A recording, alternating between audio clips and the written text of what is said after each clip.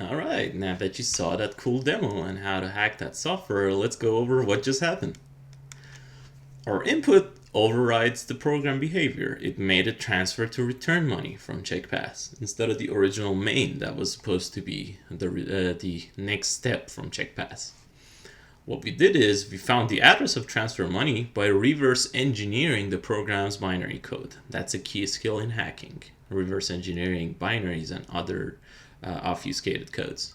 We then developed an exploit using Python to do our bidding. A more complicated exploit could do many interesting things. Instead of just running transfer money, you could download malware from the internet and run it on that machine and give us unlimited access to that machine and let us control it for an infinite amount of time. So a typical malware usually remains on a machine for 3 months to 2 years.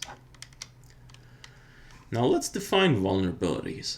As we saw before, software has bugs, and some of these bugs can be exploited. So it's important to know that not all bugs can be exploited.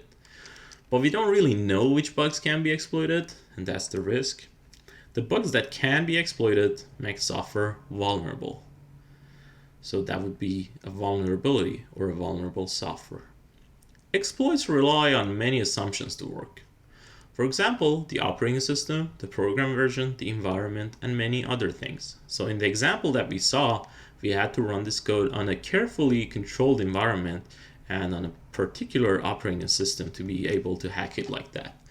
The bug would still be hackable in many other situations, but the addresses that we would have to add in that Python code would be totally different. So the same exploit would not work. And even in some situations, it wouldn't be exploitable at all. So not all bugs are exploitable. That's where reliable exploits come in.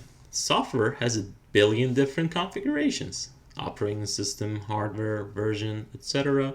Each software runs in a million different settings and million different configurations.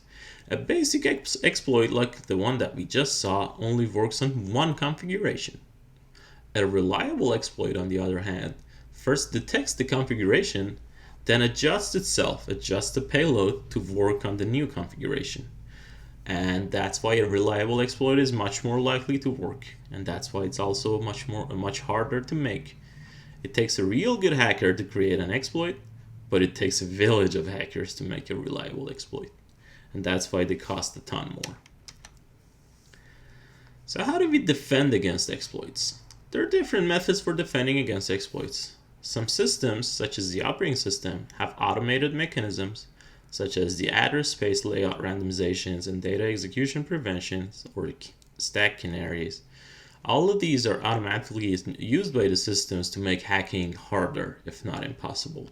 So we had to disable at least one of these in the example that we just saw to be able to hack that software. But even if they're in place, the software is still hackable. It's just that the hacking is much more complicated. Also, on top of the system features, programmers use a variety of tools, such as testing and debugging tools, to make the software less hackable.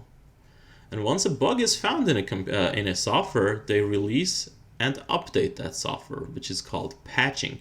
They fix that vulnerability by patching it. But the bugs are never gone for good.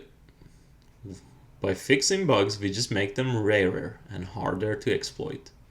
And then we hope for the best. So as time goes by, as the technology advances, hacking becomes more difficult and thus becomes rarer. So we hope that the hackers that actually can still hack software don't come our way.